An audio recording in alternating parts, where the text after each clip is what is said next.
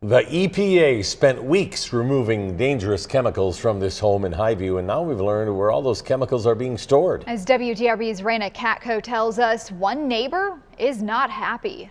The EPA is temporarily storing materials taken from the home on Applegate Lane at this water quality treatment plant in South Louisville. I spoke with one neighbor who says she's upset she wasn't notified this was happening just yards from her backyard. I would like for the chemicals to be gone. Cindy Hobbs sees the MSD wastewater treatment plant from her driveway. It borders our back property line. She was alarmed to find out 6 containers of materials cleared from Highview were now stored nearby. They could have notified us first and put our minds at ease in the very beginning. It was part of our plan the whole time.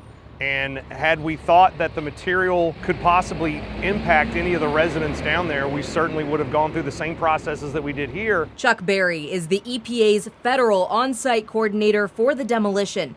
Though his team saw reactions from the chemicals and explosives nearly every day, the materials are now stable because they were crushed and mixed with sand on site. But even if something does happen to the material there at MSD, there isn't anyone close enough that would have to take an action because of it other than the workers at the facility. Berry says all materials are now solidified and no longer technically hazardous waste. I expect the material will probably still be treated as if it were, and it'll probably end up being buried in concrete. He hopes to move the containers to another facility far away from Hobbs's home within the next month. We intend to keep them there as short as possible. Time is more important than cost in this case. Let's move them now.